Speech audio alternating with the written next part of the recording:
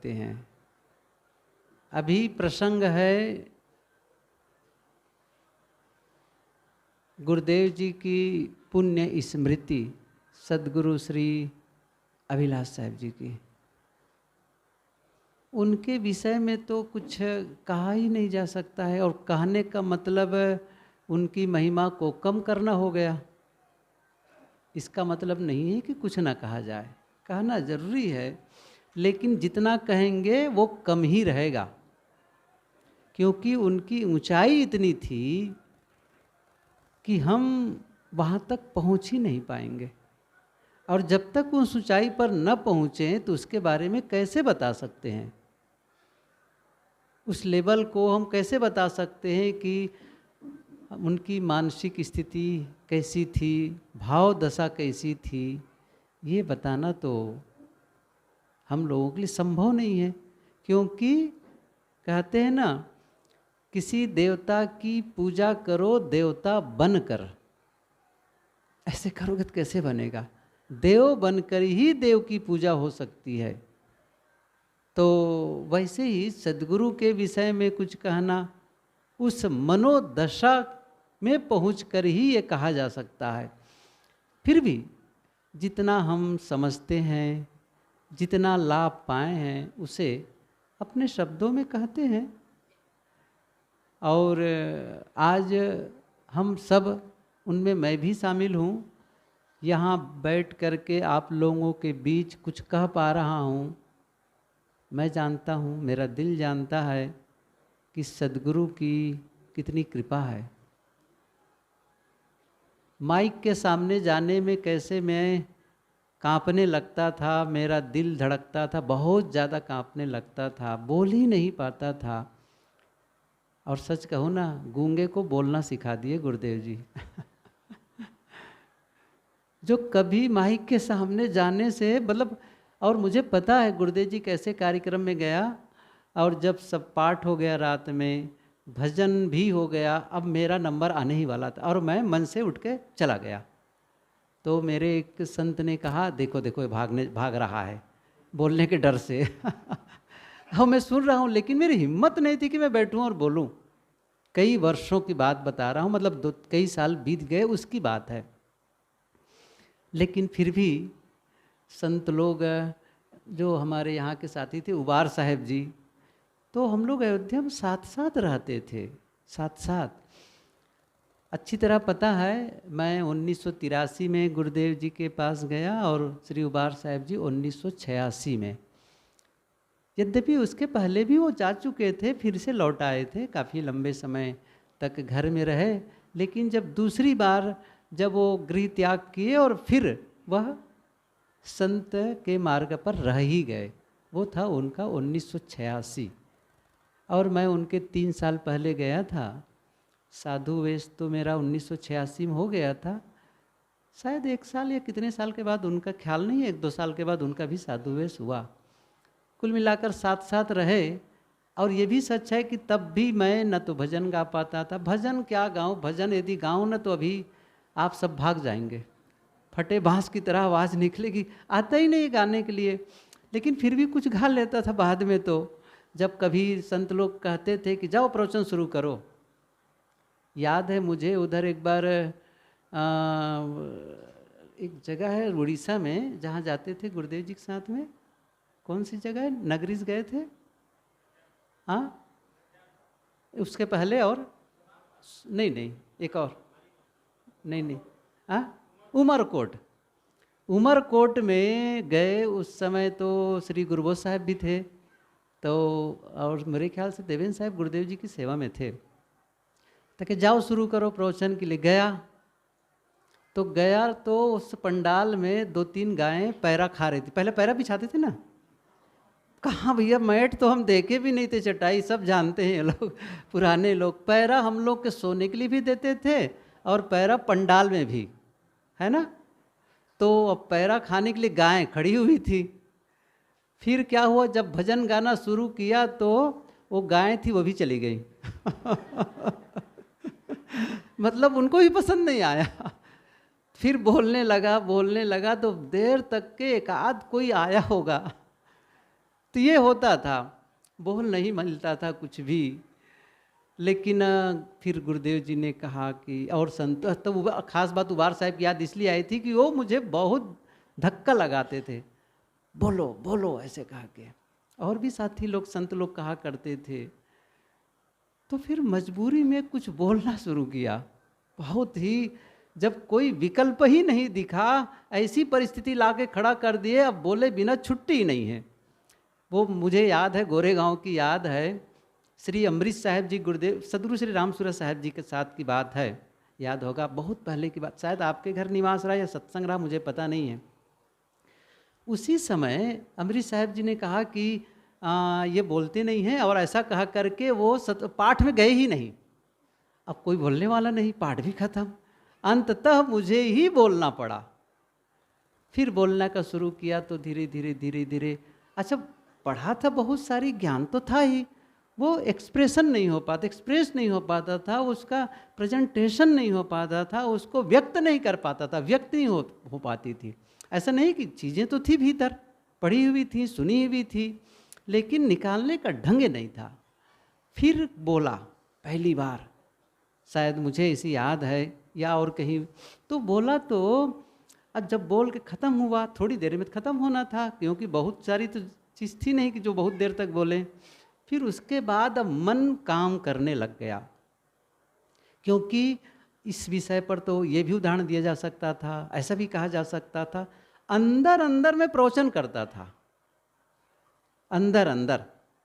और फिर वो धीरे धीरे ऐसा होता चला गया, बोलने लगा। एक बार डोंगा कोहरौद है, मैं गुरुदेव जी के साथ था, उसी समय वो बोलने लगा मंच पर। अब बोलने लगा तो गुरुदेव जी का निवास अलग होता ही था, तो दोपहर में वो शौच निवृत्ति के लिए आए और स्नान करने के लिए, देवेंद्र साहब सेवा में थे। पूरे माइक की आवाज़ वहाँ जा रही थी, और वहाँ गई आवाज़ तो मेरे सारे प्रवचन गुरुदेव जी सुन रहे थे। उसके बाद मुझे नहीं, देवेंद्र साहब से कह दे शायद, गुरुभूषण भी अच्छा बोल लेता है। ये बात जब मेरे तक आई उनके द्वारा, मैंने कहा साहब को पसंद आया, अच्छा। इसी प्रकार इलाहाबाद में भी जब हम लोग नीचे सत्संग करते थे प्रीतम नगर में, और गुरुदेव जी वहीं रहते थे, तो ऊपर छत पर वो जा कर के बैठ जाते थे, और जो भी बोलते उनको सुनते, क्योंकि उसके बाजू में उनका कमरा था, तो फिर वो ऊपर चले जाते थे। एक बार सत्संग में बोला तो फिर गुरुदेव जी पूरा सुने, और फिर आकर कहे, बुलाए गया मैं, तब कहे कि अच्छा बोल रहे थे तुम, लेकिन एक जो भाषा में स और श, इसका अंतर तुम कर नहीं पाते हो, तालब्बी और दंती सा, शकर के साथ सरत। ये छत्तीसगढ़ के लोगों के एक नेचुरली ये कमी है, ये पढ़े लिखे लोग समझ रहे हैं इस चीज़ को, कि हम स और श में अंतर नहीं कर पाते हैं, कभी श को स या स को श ऐसा कर देते हैं। तो ये अंतर है, ये इसको तुम सुधारो। ऐसे ही और भी जब अब बाद में जब बोलने लग गया, गुरुदेव जी के साथ भ्रमण करने लग गया, तो कई बार जब बोलता था और सुनते रहते थे गुरुदेव जी, फिर आकर कहते तुम क्या बोल रहे थे, कितनी बार डांटते थे मुझे, तुमको इसको बोलने क्या बोल रहे थे तुम, ऐसा क्यों बोल रहे थे, ये भी कहते थे। मेरे आश्रम के किसी भी कोई भी संत नहीं जानते हैं कि कभी गुरुदेव जी ने मुझे डांटा, क्योंकि कभी मुझे उन्होंने सबके बीच डांटा ही नहीं। और मैं जानता हूँ, महसूस करता हूँ अच्छी तरह से, कभी भी मैं गुरुदेव जी से भय खाया ही नहीं। ये पता नहीं क्यों ऐसा हुआ, कभी उनसे मुझे डर लगी ही नहीं। जो भी बात होती थी मैं चला जाता था, हम लोगों को तो छूट थी, वो चाहे जिस परिस्थिति में कहीं भी कुछ भी हो, हम लोग जा सकते थे गुरुदेव जी के पास में, चाहे वो नींद में हो तो भी, भोजन कर रहे हो तो भी, कभी भी जा कर के उनसे अपनी बात कह सकते थे। तो ये हम लोगों का तो ऐसी ही बातें थी कि ऐसा नहीं कि नहीं जाना, ऐसा होता ही नहीं था, क्योंकि जो गुरुदेव जी की सेवा में है, हम लोग गए तो वैसे भी कहते हैं, छोड़ देते हैं रास्ते, कैसे रोकते, वो तो रोकते नहीं थे। तो वो बीच बीच में जब भी ज़रूरत पड़ती थी तो मुझे प्रवचन के लिए डांट देते थे, बताते थे कि तुमको ऐसा नहीं बोलना चाहिए था, ये क्यों बोल रहे थे, तुम्हें क्या पता है, मैं जानता हूँ क्या परिस्थिति थी। ये सारी बातें गुरुदेव जी कहते थे। फिर ध्यान शिविर जब नया पारा में होना शुरू हुआ। और जब हम लोग जाने लगे गुरुदेव जी के साथ, तो पहली बार जब उनको साइटिका हो गया था, एक बार साइटिका जब ख़त्म हो गया तो क्या हुआ था, उसके बाद पहले तो गुरुदेव जी पूरे सत्रों में बैठा करते थे, 4 सत्रों में पूरी तरह से। फिर गुरुदेव जी ने कहा अब मैं ज़्यादा नहीं बैठ पाऊँगा, दर्द होता है बैठने में ज़्यादा, तो तुम्हें जाना पड़ेगा। मैंने कहा मैं कैसे जा सकता हूँ ध्यान शिविर में, अलग से बोलना तो ठीक है। नहीं नहीं मेरे से नहीं बनेगा। अच्छा फिर साहब चुप रहे, पहले ही कह चुके थे। मैंने क्या सोचा, गुरुदेव जी अभी कह रहे हैं, पर जब समय आएगा तो जाएंगे ही। अब पहला सत्र खत्म हो गया, दूसरे सत्र की बात हुई, मुझे बुला कर कहते हैं जाओ तुम। कहे पहले ही कहे कहाँ है गुरुभूषण बुलाओ, गया, जाओ तुम नीचे वहाँ। मैंने कहा मैं नहीं जा सकता हूँ, मुझे तो कभी डर लगता है, मैं ध्यान शिविर में कभी बोला ही नहीं हूँ। अब आप लोग नहीं जानते हैं, साहब फिर उस समय डांटते थे जोर से और जब डांट पड़ती थी ना, उस समय हिम्मत ही नहीं होती किसी की बोलने की। साहब डांटे मुझे, कैसी बात करते हो, चुप चलो वहाँ जाओ। इतना जोर से डपटे कि मेरी तो घिघी बन गई फिर कुछ भी नहीं, गया किसी भांति। और फिर ध्यान शिविर में जैसे तैसे बोलना शुरू किया, जो भी जानता रहा, फिर चलता रहा, कई ध्यान शिविर में बोलते रहा। अब जब बोलने ही लगा ध्यान शिविर में, तो ऐसे ऐसे विषय मैंने फिर पढ़ा लिखा तैयार के। पहले मेरे विषय होते थे योग दर्शन और उपनिषद के सूत्र और धम्मपदम बाद में आया। पहले योग दर्शन और उपनिषद के आते थे, तो इन्हीं योग दर्शन पर ही बोला करता था। सारे सूत्र छोटे छोटे याद हो जाते थे मुझे, और फिर मैं बोला करता था योग दर्शन में कैसे साधना के बारे में बताएं, अभ्यास और वैराग्य क्या होता है, कैसे करना चाहिए। उस समय के प्रवचन को अभी भी जो रिकॉर्ड है कुछ लोग सुनते हैं, वो कहते हैं कि पहले बढ़िया, उस समय भी बढ़िया बोलते थे, लेकिन अब एकदम से विषय बदल गए मेरे, सीधे मन को फोकस करके बोलने लगा। तो ये बढ़ता चला गया गुरुदेव की कृपा से। और आज मैंने कहा ना, जो कुछ बोलने के लिए जो मैं कुछ कह पा रहा हूँ यहाँ बैठ करके, वह गुरुदेव की कृपा है और कुछ नहीं है। लेकिन केवल गुरुदेव की महिमा गाने से हम लोगों का कल्याण हो जाएगा? क्या लगता है हम लोगों को?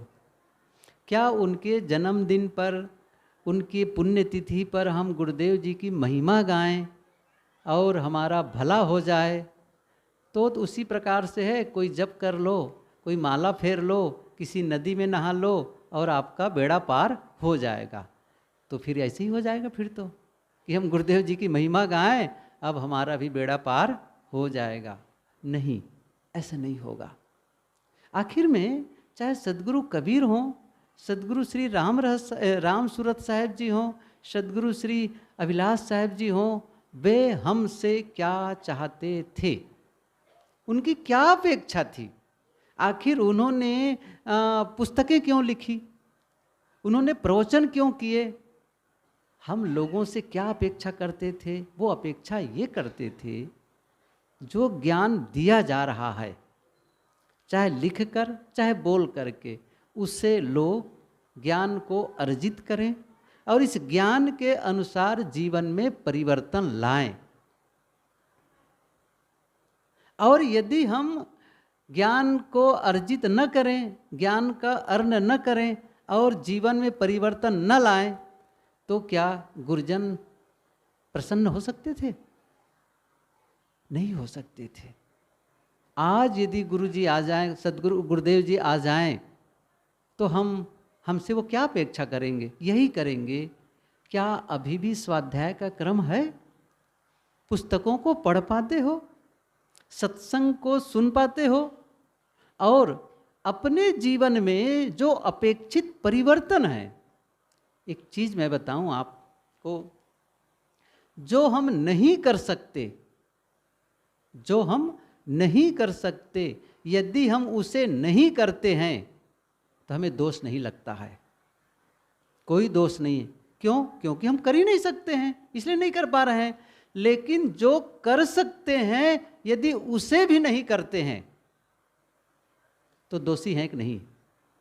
फिर से मैं बता रहा हूं, ये बात तो समझ में आई होगी। जो हम नहीं कर सकते, यदि उसे नहीं करते हैं तो हमको दोष नहीं लगता है, लेकिन सचमुच जिसे हम कर सकते हैं उसे भी नहीं करते हैं तो दोष एक नहीं है। यदि ये कहा जाए कि भाई आप छत पर जाओ और छलांग लगा दो नीचे, हम कहेंगे नहीं, ये मेरे से नहीं होगा। अच्छा, नहीं कूद रहे हैं तो कोई दोषी मानेगा? नहीं मानेगा। लेकिन जो कर सकते हैं, जैसे मीठा बोल सकते हैं, नहीं बोलते हैं। क्रोध करना छोड़ सकते हैं, नहीं छोड़ते हैं। लड़ाई झगड़ा छोड़ करके प्रेम करना, प्रेम कर सकते हैं, नहीं करते हैं। किसी की गलती को क्षमा कर सकते हैं, नहीं करते हैं। तब दोषी हैं कि नहीं? हम पढ़े लिखे लोग बैठे हैं, शायद ही कोई होगा जो यहाँ निरक्षर भट्टाचार्य होगा, शायद ही कोई होगा जो पढ़ा लिखा ना हो, होंगे गिनती में गिनने भरे का। लेकिन हम सभी पढ़े लिखे, और केवल पढ़े लिखे नहीं हैं, ज़्यादा ही पढ़े लिखे हैं बहुत लोग। लेकिन यदि मैं पूछूं, क्या नियमित सद्ग्रंथों का अध्ययन कर पाते हैं? तो क्या हम अब गुरुदेव जी के लिए अपराधी नहीं हैं? क्या हम दोषी नहीं हैं? फिर उन्होंने किस अपेक्षा से लिखी थी पुस्तकें? क्या केवल प्रेस में छपाने के लिए? अच्छा, पैसा कमाने के लिए पुस्तक लिखे थे गुरुदेव जी? क्या लगता है आपको? नहीं जी, पुस्तक छपेगी और बहुत पैसा कमाएंगे गुरुदेव जी। क्या अपेक्षा, कल्पना होती है? सपने में भी कोई नहीं सोच सकता है गुरुदेव जी ये सोच करके पुस्तक लिखे होंगे। क्या सोच कर लिखे? भक्त लोग पढ़ेंगे, सज्जन लोग पढ़ेंगे और इससे उनको लाभ मिलेगा। लेकिन हम में से कितने लोग सद्ग्रंथ पढ़ के लाभ ले रहे हैं? वो जो प्रवचन करते थे उसकी रिकॉर्डिंग हुई, और ये तो रिकॉर्डिंग को इस प्रकार करने की जो सिस्टम बनाए वो तो देवेंद्र साहब जी, उसके लिए बहुत बहुत धन्यवाद के पात्र हैं। जो सचमुच शुरू में कैसे कैसेट की रिकॉर्डिंग उन्होंने की, और कैसेट के बाद में फिर सीडी, मुझे पता है कि सूरत में जाकर कैसे वो कैसेट से डीवीडी के कन्वर्ट करने की प्रक्रिया उन्होंने सीखी। फिर उसके पश्चात ये सब मेमोरी आया। अब तो यूट्यूब में गुरुदेव जी के सारे प्रवचन आ गए हैं। लेकिन जितना आप यूट्यूब में या किसी भी, चाहे आपके सोशल मीडिया के नाम से, चाहे वो फेसबुक हो, चाहे व्हाट्सएप हो, या मैं तो बहुत जानता नहीं, सही बताता हूँ, क्योंकि मैं इसका यूज ही नहीं करता। वो बैठे हैं प्योरो वाले श्री सज्जन सिंह जी, पूछे से आपका व्हाट्सएप नहीं है? क्या बताऊँ, मैं तो चला ही नहीं पाता हूँ। क्या मैं व्हाट्सएप नहीं चला सकता हूँ? चला नहीं सकता? इतना ज्ञान हो सकता है कि नहीं मुझे? हो सकता है। लेकिन न तो मेरे पास कोई भी मेरे अकाउंट में न तो व्हाट्सएप पाएंगे, न फेसबुक पाएंगे, न इंस्टाग्राम पाएंगे। ऐसा नहीं कर रहा हूँ, मैं प्रशंसा अपनी करवाना चाहता हूँ। मैं इसलिए कह रहा हूँ कि आप उसमें जितना समय देते हैं, क्या उससे आधा समय गुरुदेव जी के विचार सुनने में लगाते हैं? ईमानदारी से बताएंगे तो क्या होगा? नहीं दे पाते हैं। तो हम दोषी हैं कि नहीं? मैं क्या कर रहा हूँ, जो कर सकते हैं उसे भी नहीं करते हैं। आप 24 घंटे में कुछ समय निकाल करके स्वाध्याय और साधना कर सकते हैं कि नहीं कर सकते? ये बताइए। कितने लोग हैं जो कह सकते हैं कि मैं नहीं कर सकता, मैं इतना व्यस्त हूं कि मैं अपने लिए समय नहीं निकाल सकता? ऐसा है? नहीं। चाहे जितना व्यस्त हो इंसान, वह अपने लिए थोड़ा समय, मैं नहीं कह रहा हूं कि आप 4 घंटे निकालिए। जैसे आश्रम में हम लोग के 2 घंटा सुबह 2 घंटा शाम, तो ऐसा कोई नहीं कह रहा है कि आपको आपने व्यवहारिक काम है, पारिवारिक काम है, सामाजिक काम है। कौन कह रहा है कि सुबह 2 घंटा निकालो और रात में 2 घंटा पाठ पूजा में लगाओ? कोई ज़रूरत नहीं है। लेकिन तब आप ये भी कहते हैं कि मैं 1 घंटा और आधा घंटा भी नहीं निकाल पा रहा हूँ या नहीं निकालता हूँ, तो ये केवल बहाना करना है और अपने खुद को भी नहीं समझना है और ना सद्गुरु संतों के ज्ञान को समझना है। ये उसकी अवमानना है। क्या कहा मैं? यह क्या है? अवमानना। बदलना है। इस कम से कम जब हम सद्गुरु की पुण्य स्मृति में यहाँ बैठे हुए हैं, तब क्या करना है? उनकी याद करने का क्या अर्थ है? उनके ज्ञान को याद करना, क्या उनके शरीर को याद करना। और क्या हम लोग को ये लग रहा है कि जो हम यहाँ गुरुदेव की महिमा गा रहे हैं तो गुरुदेव जी कहीं से सुनते होंगे और हमारे लिए वहाँ से आशीर्वाद भेजेंगे? ऐसा तो कम से कम हम लोग नहीं मानते हैं ना, पारखी लोग हम लोग ऐसा तो नहीं मानते हैं ना कि कैसे कि गुरुदेव जी सुनेंगे। प्रश्न ही नहीं है। सुनने वाली बात, उनको सुनाने वाली बात उनके लिए हम नहीं कर रहे हैं, अपने लिए कर रहे हैं। और अपने लिए करने का मतलब है कि हमारा जीवन आज से पहले जैसा था, आज के बाद एक अलग ही जीवन हो जाए। यही तो है मनाने का, एक अलग ही संकल्प हो जाए। होता है, देखिए एक चीज़ है हम लोगों में, कमियां कहो चाहे एक मानवीय फितरत कहो। जब कोई भी हम संकल्प लेते हैं, चाहे हम सदगुरु के पास जा कर के जब हम दीक्षा लिए, किसी प्रकार ज्ञान अर्जन किए, तब उस समय का भाव, उस समय का संकल्प एक अलग था, एक अलग लेवल पर था। लेकिन समय बीता, परिस्थितियां बदली, बहुत सारे हमारे जीवन में प्रॉब्लम्स आए। धीरे धीरे धीरे धीरे वो जो हमारा संकल्प था, वो जो हमारा इंटेंशन था, धीरे धीरे धीरे धीरे वो कम होता चला गया। अब क्या है, वो वाली इंटेंसिटी नहीं है जो पहले दिन थी। अब ये जो अवसर है, ये जो चाहे वो जन्मदिन हो, चाहे वह निर्वाण तिथि हो, जिस समय हम याद कर रहे हैं सद्गुरु संतों की, ये फिर से अवसर है कि अपने उस समय के संकल्प को फिर से रीन्यू करें, अर्थात पुनर्संकल्प, उस संकल्प को फिर से हम खुराक दें, फिर से उसको ताकतवर बनाएं और उसी दशा में आकर से फिर से नई शुरुआत करें। तब तो मनाने का अर्थ है। मेरा मतलब यह है कि यदि आज के पहले हम ये सब नहीं कर पाते थे तो वह अब हम सुधार नहीं सकते, क्योंकि हम पीछे जाके शुरुआत कर ही नहीं सकते हैं।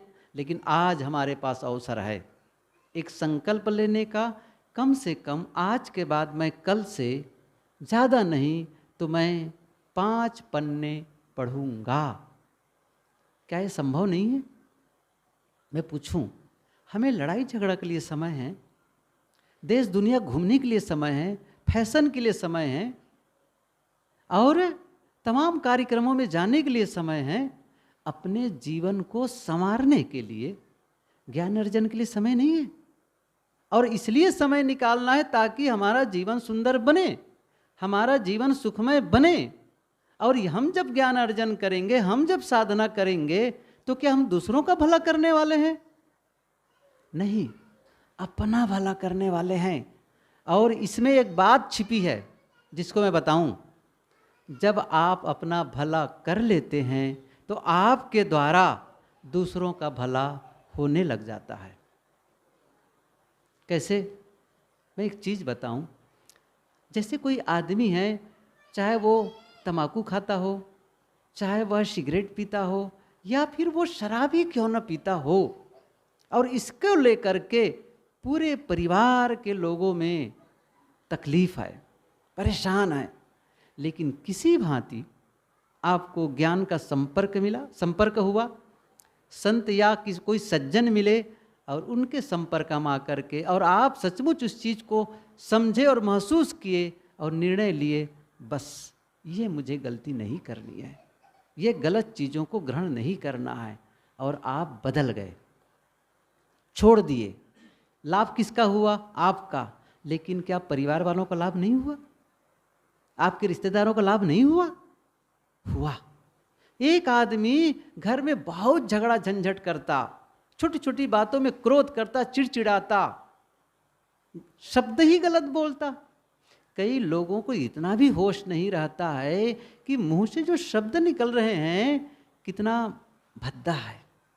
क्या घर में बहू है, बेटी है, माँ है, पत्नी है, कैसे शब्दों का चयन करना चाहिए, इतनी भी लज्जा नहीं है, और कुछ भी बोले चला जा रहा है। कई बार मैं सत्संग में कहता हूँ, हिंदी के शब्द, केवल हिंदी के शब्दकोश बता रहा हूँ। मेरे पास एक शब्दकोश है ज्ञान मंडल लिमिटेड का, जिसमें 1,45,000 लगभग शब्द हैं। 1,45,000। उसमें से थोड़े ही शब्द हैं जो गलत हैं, अपशब्द हैं। आप 1,45,000 शब्दों में से वही शब्द को चुनाव किए जो आपको निकालने के लिए मिला, मतलब दूसरा शब्द नहीं मिला इसके अलावा, शब्द ही सही हम नहीं कर पाए हैं। लेकिन संत के संपर्क में आए, सदगुरु के संपर्क में आए, उन्होंने पुस्तकें पढ़ी, नहीं बोलना कैसे चाहिए, सदगुरु के विचार सुने और उन्होंने कहा वाणी ऐसी बोलिए मन का आपा खोए, औरन को शीतल करे आप ही शीतल होए। और सचमुच उन्हें आत्मसात कर लिया। अब उनके मुंह से कटु शब्द नहीं निकलता। वो अब क्रोध करके लोगों को परेशान नहीं करता, घर वालों को। अपना सुधार किया, परिवार वालों को सुकून मिलेगा कि नहीं उनके रहने से, अच्छा लगेगा कि नहीं लगेगा। आप यदि बिगड़ते हैं तो भी नुकसान पहुंचाते हैं अपना और सबका। एक भगत घर का बच्चा, आज बड़ा कठिन है संभालना बच्चों को, बहुत कठिन हो गया है। क्यों कठिन हो गया है? क्योंकि बिगड़ने के साधन बहुत बढ़ गए हैं। पहले ये सब चीज़ें नहीं थी। पहले टीवी कहाँ होता था घर में? बताओ बुजुर्ग लोग जिनकी उम्र 60 साल की है, टीवी घर में होता था? अरे गांव में नहीं होता था, घर की बात क्या है, गांव में नहीं होता था। सही है, हम जब पढ़ते थे काफ़ी, मेरे ख्याल से मैं हाई स्कूल या मिडिल स्कूल में आ गया था तो बहुत दूसरे गांव में देखा, पंचायत में एक ब्लैक एंड वाइट टीवी, और कितनी बड़ी छतरी होती थी, लोग देखने जाते थे वहाँ देखने के लिए। तो अब क्या हुआ, धीरे धीरे घरों में बढ़ने लगे ब्लैक एंड वाइट, फिर उसके बाद कलर टीवी, और जब से रामायण और महाभारत का सीरियल चला, लोग ज़मीन बेच के भी लिए। क्या मैं सही कह रहा हूँ? घर घर टीवी। अब तो बातें भूल जाओ, क्योंकि घर में एक टीवी सब लोग बैठ के देख रहे हैं, गलत चीज़ तो नहीं देखे, कम से कम परिवार में बैठे हैं तो। अब तो सबके हाथ में टीवी है कि नहीं है? और उसमें सब चैनल है टोटल, और वो सबके हाथ में। आपका बेटा या बेटी अपने अपने कमरे, क्योंकि उनका प्राइवेट कमरा है, और उसमें वो मोबाइल से किससे बात कर रहा है, किससे चैटिंग कर रहा है या रही है, क्या देख रहा है, क्या देख रही है, आपको नहीं पता है। और यदि आप मान के देखेंगे तो उसमें क्या लगाया हुआ है? लॉक है, समझ रहे ना, पासवर्ड है। बता दो पासवर्ड, कहा तो कि देखो अपने बच्चे को, है हिम्मत पूछने की? नहीं है। या आप अपने किसी यंग बेटे से कहना, जवान बेटे से, कि ये जो मोबाइल है ना, कौन लिया है? आप ही तो लिए हैं। क्या वो कमा रहा? अभी तो पढ़ रहा है, उनके पास मोबाइल लेने की हिम्मत कहाँ है? आपने मोबाइल खरीद के दिया है, और क्या कहा, इसमें पढ़ाई होती है। क्या बताऊं, पढ़ाई होती होगी, और होती भी है, बात सही भी है, गलत नहीं है। लेकिन इस बात को लेकर के आप कभी उनसे कहिए, ये जो मोबाइल है ना, इस समय पढ़ाई नहीं हो रही है, छुट्टी का समय चल रहा है, 1 महीने के लिए इस मोबाइल को मेरे पास जमा कर दो, बिना मोबाइल के रहो, अर्थात मोबाइल छोड़ दो 1 महीना के लिए। मैं बताऊं वो क्या कहेगा? सुन ले रहो क्या कहेगा उसको। आपको छोड़ सकता हूं, मोबाइल नहीं छोड़ सकता। क्या मैं सही कह रहा हूं? ये मानसिकता है। मेरा मतलब है बिगड़ने के साधन बढ़ गए हैं। साहब अंडे बिकते थे गांव में, मैं पूछता हूं आपको, ट्रेन में नहीं बिकते थे। मुझे पता है, मैं एक बार गोरखपुर से बिहार के लिए यात्रा कर रहा था, बहुत पहले की बात है, शायद ये 85 के आसपास की बात होगी, 85-86 की। उसी समय गोरखपुर में एक लड़का जवान था, अंडा अंडा चिल्लाया। जैसे हम लोग साधु कपड़ा देखे थोड़ा संकोच गए। अब काहे के संकोचना है, सही है ना, अब तो सीना तान के बेचते हैं। और गांव के चौराहे पर भी अब ठेला लगाने वाले और अंडा बेचने वाले आ गए हैं। आपको पता है आपके घर के बच्चे पता नहीं कब जा कर के ललचा जाएं। मैं ये कह रहा हूं, अब संभालना है, ये बहुत ज़रूरी है। फिर इसके लिए आप ज्ञान अर्जन नहीं कर रहे हैं। तो मैं ये कह रहा था, एक लड़का आपका बिगड़ गया, आप घर भर के परेशान हो जाते हैं। एक लड़का सुधर गया, सबको आनंद आने लगता है। आपके ही गांव का कोई तहसीलदार होगा ना, कलेक्टर की बात नहीं कह रहा हूं, तो आप क्या कहेंगे? हमारे गांव का लड़का ही है, गर्व से कहेंगे ना। ये नहीं कि आपका बेटा है, क्या कहेंगे? हमारे गांव का है। पड़ोसी वाले कहेंगे हमारे गांव वाले, बाजू के गांव वाले तो हो गए हैं। कहते कि नहीं कहते, कितना गौरवान्वित महसूस होते हैं। क्यों? उन्होंने अच्छा किया। और जब खराब होता है ना, जैसे बेटियां हैं कोई, यदि ये बेटियां कहीं ससुराल गईं और उनके घर के कामकाज के बारे में पता नहीं है, तो जानते हो क्या होगा ससुराल जाने पर? वहाँ के लोग क्या कहेंगे? क्या कहेंगे? पता नहीं उनकी माँ उनको सिखा के ही नहीं भेजी है, कैसे घर वाले हैं, उसको घर का ही काम नहीं सिखाए हैं। अभी बेटी की नहीं है, माँ की निंदा शुरू हो गई, घर वालों की। फिर बाद में क्या होगा? कौन गांव का है वो बहू कहाँ से आए? करही भदर से। पूरे करी, अच्छा करही भदर के, पूरे करही भदर की बदनामी। समझ रहे हो ना? गलत करने पर सबकी बदनामी होती है। लेकिन कहीं वही बहू, ऐसे भी हुए हैं जिनके घर बहू गई है देवता पूजे वाला, मैं सच बता रहा हूँ, घटना है ये। देवता की पूजा वही सब होता था, पूरे बहुत सारी बहू आई, उसने कहा नहीं मैं नहीं करती हूँ, मैं कबीर पंथ से घर से आई हूँ, खान पान सब कुछ उसने निर्णय ले लिया, नहीं मुझे करने का है। मैं बताऊँ, सच बताता हूँ, वो घर पूरा परिवर्तित हो गया। और न केवल परिवर्तित बल्कि साधु बन गए उनके पति, उनके ससुर। सच्ची घटना है, नहीं जाग पता करना है, ड्रोमा पता कर लो। क्या मैं सही कह रहा हूं साहब? कौन बदला? आप बदले। एक व्यक्ति बदलता है। गुरुदेव जी यही अपेक्षा करते थे। प्रवचन होता है, हजारों की भीड़ होती है, उसमें से कुछ लोग यदि बदल गए तो प्रवचन सार्थक है। आज गुरुदेव जी की हम निर्वाण तिथि मना रहे हैं।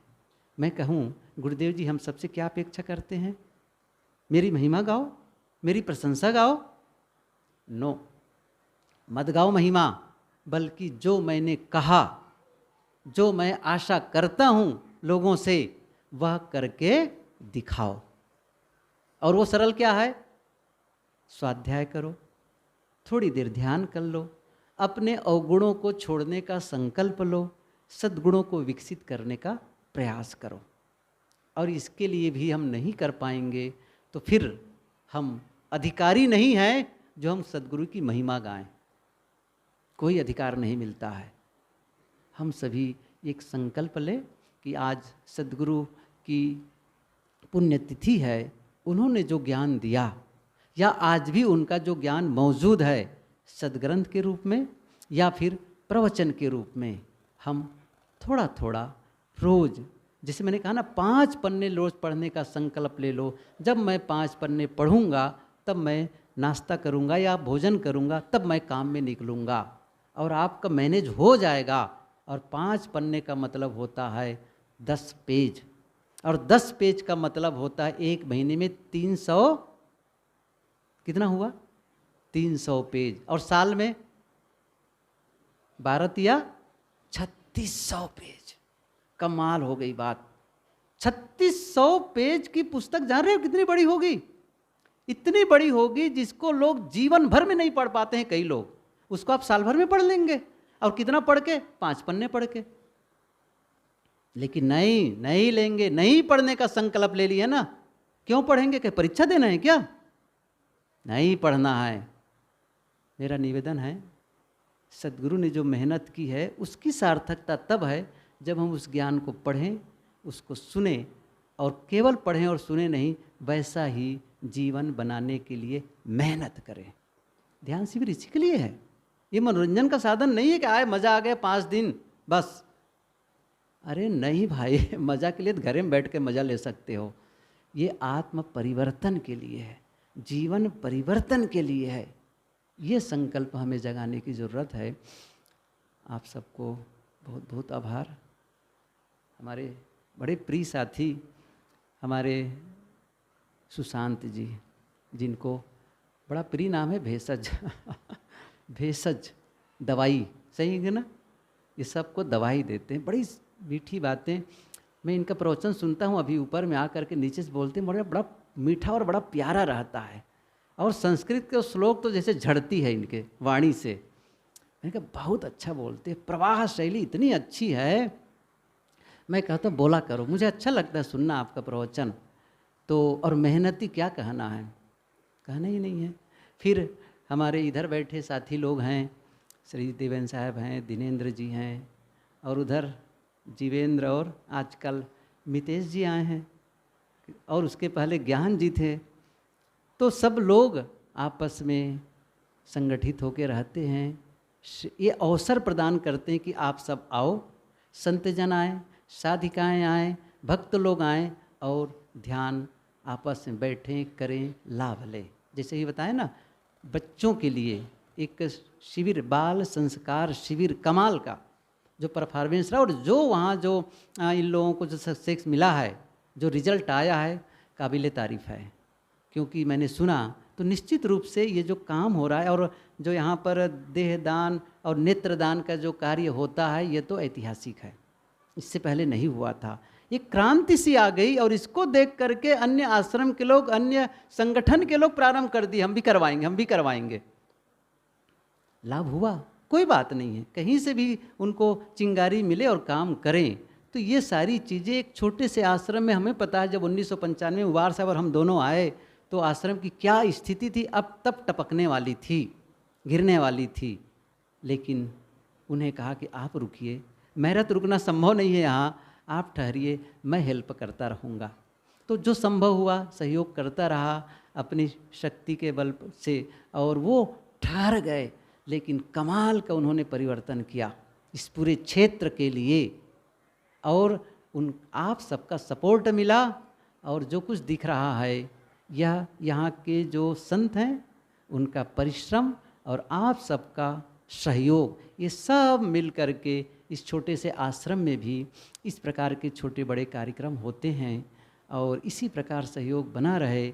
लेकिन जो सारे कार्यक्रम का अर्थ यही है, जीवन में परिवर्तन, ये चाहिए, ये रिजल्ट है। तो हम सभी ये निर्णय लें। आप सबके प्रति धन्यवाद, साधुवाद, आते रहें और इसी प्रकार इस आश्रम में सहयोग भी दें और लाभ भी लें। साहेब बंदगी।